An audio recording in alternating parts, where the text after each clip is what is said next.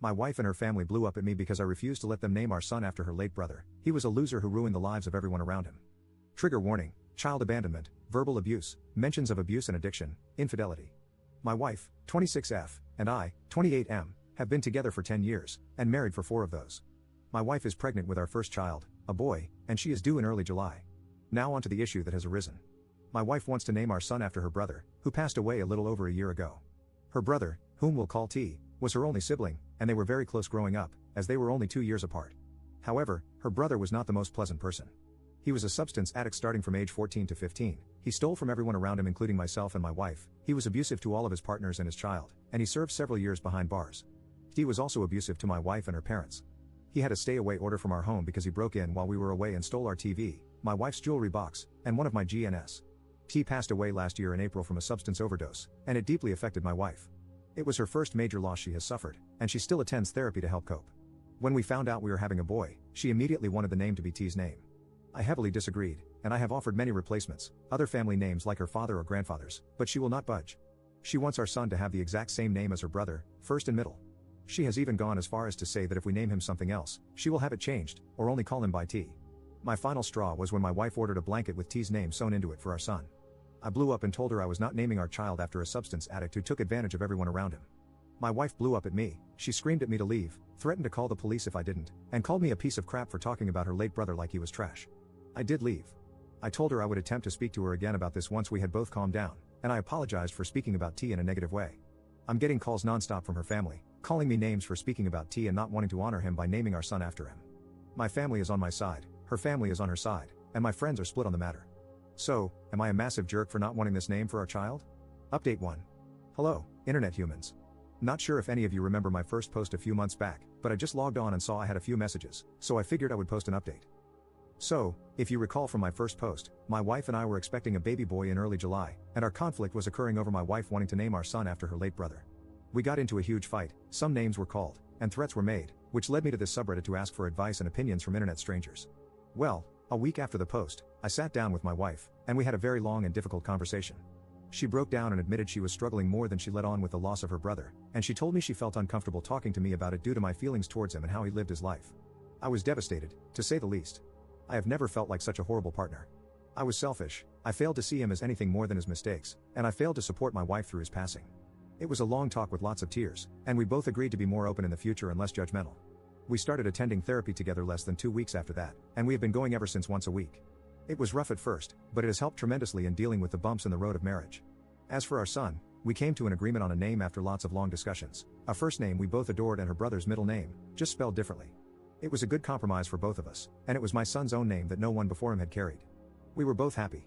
Then, on July 3, 2022, my wife delivered a beautiful, healthy baby girl. To say that we were shocked would be an understatement. My daughter came home the next day, and since then I have still been in awe of how we created something so perfect. We didn't figure out a name until she was a week old, but I am happy to share that Eleanor Shea is what we came up with. We are still adjusting to life with an infant, but so far it has been nothing short of amazing. Thank you for your past advice, internet friends and strangers. Update 2. Op posting in r/infidelity 1 year after the last update. I'm just here to vent my frustrations and scream into the void about my current situation. I can't talk to anyone in my personal life about this. My wife is cheating on me, she has been for the past 2 months. I just don't understand. I don't even know where to start to begin to understand. We have a beautiful home, stable careers, we're not financially struggling, no substance abuse, and we attend therapy together. Our daughter is healthy, perfect. Our 6-year wedding anniversary is 3 months from tomorrow. We've been together for 11 years. I have spent the last 2 days examining everything about us under a microscope, trying to find when it went wrong. Where did I go wrong? When did she become unhappy? When did this life, our life, become unsatisfactory for her? For her to step outside of our marriage with some random guy she met on Facebook? For her to throw our family away? I just don't understand. I found out on Monday, completely by chance. My daughter's tablet was out of charge, so I grabbed my wife's iPad so she could watch her nighttime videos and go to sleep. My wife isn't home right now, she's on a trip and won't be back for another 4 days. I keep hearing message notifications dinging on her iPad while my daughter has it, so I took it to turn it on silent, only to see a man's name I didn't recognize with a little winky face next to it. I went through everything. They've done it all, met up, spent the night together, went on dates, they even have a romantic cruise planned for next month. The same cruise she told me was a bachelorette trip with one of her friends. All of these outings that I encouraged. She told me they were with friends, and I encouraged her. I was so proud she was getting out there and becoming more social, since she expressed motherhood made her feel like a recluse. And after digging a little deeper, All of these new friends she's been out with don't even exist. All lies.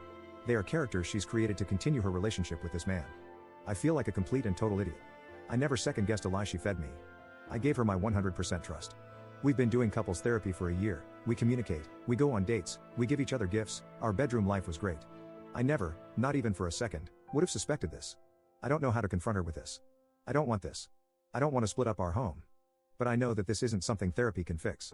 I know myself well enough to know I'll never be able to trust her again. Do I just let go? Let her go be with this man who clearly makes her happier than I can? My entire existence is intertwined with her. How do I even begin to untangle that and separate? I have 4 more days to sit and overthink this. I genuinely don't know what to do. Update 3. I posted here almost a month ago, venting my frustrations about discovering my wife's affair, and I received a magnitude of comments and messages filled with advice and kind words. For that, I thank everyone who took the time to comment or write to me, and I'm sorry for anyone who related to my situation. I'm here with somewhat of an update, but mostly more venting. My life is upside down, and it feels good to get it all out somewhere. After making my post, I took the advice of everyone and gathered up all evidence and contacted lawyers in my area. I found a really great one and went ahead and started on divorce papers before my wife got home. I also got tested for any STIs and told my parents and best friend about the situation. I took my daughter to my parents so I could have the alone time to mentally prepare myself to face my wife with this discovery. I rage cleaned a lot and cried a lot those last 2 days before she got back. I packed some of her stuff, but then unpacked it and cried more. I had planned to lay out all the screenshots along with divorce papers on our dining room table and just sit and wait for her, but I didn't get the chance to do that. She was supposed to get home later in the afternoon on Sunday, but she ended up getting back around 6:30 that morning. She didn't call or text in hopes of surprising me. I was up drinking coffee, and, you guessed it, crying, when she walked into the house. I didn't greet her, I just went and got the folders of evidence and divorce papers and gave them to her. I don't remember anything she said that day, but I just said I knew, I wanted a divorce, and I would keep the house as it was in my name solely. It hurt a lot. I wanted to hug her, but also scream at her. There were lots of tears from her and lots of yelling at me. I didn't say anything. I told her we could discuss it at length with lawyers present once she accepted the situation and calmed down. I think someone called it gray wall in the comments of my last post. Not entirely sure, but I tried my best to do that and not show emotion or argue with her. It was really hard, the hardest thing I hope I'll ever have to do. She betrayed me, but I still felt awful making her cry. She left that day with some clothes and personal belongings and went to her parents' place, and my parents and best friend came to stay with me and my daughter. I had my lawyer arrange a meeting between us to discuss custody, belongings, money, and everything else that following Tuesday.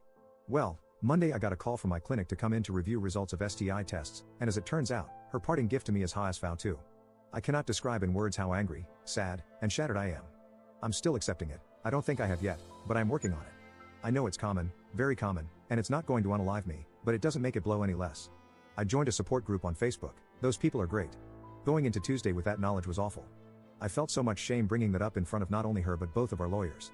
I knew if I tried to discuss it with her privately, it wouldn't go well, not with the amount of anger and sadness I had in my system. She never apologized, she was a different person that day. I felt like I was looking into the eyes of a complete stranger, no emotion whatsoever. Divorce-wise, everything is cut and dry. We separated finances, the house is mine, we are just waiting the 90 days for it to finalize. There were no objections on her end but one, she wants to terminate her parental rights over our daughter. She doesn't want her anymore. Our daughter, our baby. I was f***ing blindsided. I'm still blindsided. My daughter is 1, but she loves her mama. Mama was her first word. She's only 1. It's been 3 weeks, and the pain I have felt, the pain for my daughter, for my family, has been indescribable. I don't know who she is anymore. I don't know what changed or when it changed, but it terrifies me. I feel like my entire life was pulled out from under me. I haven't talked to her, per lawyer's advice and my own fear of what I would say. She hasn't seen our daughter, she told me that day she didn't want to. She didn't want any pictures from our home, any memories. Just her clothes and electronics. I don't understand any of it, and I don't think I ever will. We have to go to court for her petition to terminate rights, and I don't want to look at her. I just can't accept this as reality right now, not after everything. I'm trying as hard as I possibly can to keep a positive outlook on everything and be strong for my family and my baby, but this has been so hard. I hope a year from now I can look back and say I survived that, but right now it feels impossible to even see next week. I'm not suicidal, so don't take it as that. I'm just emotionally, mentally, and physically demolished. Absolutely demolished. Update 4. Hi there, to anyone who has messaged me and to all the people who have left loads of comments regarding my past venting on this account, apologies first off. I genuinely kinda forgot I had it. I'm not much of a Reddit guy, but I've been getting into TikTok lately and saw a video about a super depressing Reddit story, which reminded me of my own super depressing Reddit story lol. It's been around 8ish months since I posted here about my upside down situation, and a lot of people messaged me in that time wanting to know how I was and what unfolded. I really appreciate you strangers for all the kind messages. It genuinely means a lot, and I'm sorry I haven't replied or anything. My life has been such a whirlwind these past few months. It's hard to believe that was that long ago. To sum up the sad stuff, First off, my divorce was finalized without any hiccups or holdups. I'm still in the works of trying to sell our old house, but in the meantime, we moved to a new state. My ex is still in the process of petitioning for termination of parental rights. I've only seen her 3 times since moving, and it has been to fly out for court. I was granted temporary full custody in the process, per her request and suggestion, and she was not mandated any visitation and has denied any offer of it. She has not seen my daughter in 7 months, she has requested not to. I don't know what else she's been up to or if she is still with her boyfriend or not. Since the divorce, it has been in the best interest of my mental health to keep the contact as minimal as possible, and she has done the same. I have offered many chances for her to visit with my daughter, whether it be via video call or flying out, and before we moved, I asked weekly, but it was always a no. Her parents still video call with my daughter, and we're hoping they can fly out over the summer and spend some time with her. They've been cut off by my ex as well. I'm not sure what changed, but I can't change it back, and I am accepting it mostly. I wish her well in all future endeavors. Now for the happy stuff that has happened. Firstly, I am a proud Arizonan now. I never saw myself moving here, but we have loved it so far. My parents packed up and came with us, and I don't think I've ever seen them so happy. My daughter is doing amazing. She will be 2 years old in July, and she is the smartest, funniest toddler I've ever met. She knows her ABCs, can count to 20 without help, loves animals and bugs especially. She thinks farts and a cow mooing are the definition of comedy, and she doesn't know, but she has been my biggest motivator to heal from this whole ordeal and be my best self. Like I genuinely don't know how I helped make such an awesome kid. The more her personality grows, the more in awe I am of just how cool she is. I could talk for days about her, so I'll cap it here before this ends up being a Harry Potter length post lol. As for myself, I'm in therapy and have been throughout these 8 months, and I'm in a much better headspace. I'm working on getting back on top of my health as I did put on about 30 stress pounds. I'll get there eventually, but I'm not sweating it too much. I have not dated or tried to, I don't think I will anytime soon. I've adjusted to being a single parent pretty okay for the most part. I credit that to my family and friends more than anything because they have been a huge support system throughout this. There are still really hard moments that have happened, and I know there are more to come, but I will roll with it just as I have this and hope to come out on top. This is not the end of the world for me even if it feels or felt like it in the moment. The sun will rise tomorrow, birds will chirp, and all will be well. Thanks to my therapist for that, those 2 sentences have helped me immensely. Sorry this ended up being so long, I should really pick up journaling. Maybe a blog or something lol. But thank you again to everyone who took the time to give me advice in the hardest time of my life, and thanks again if you read this. I genuinely appreciate it.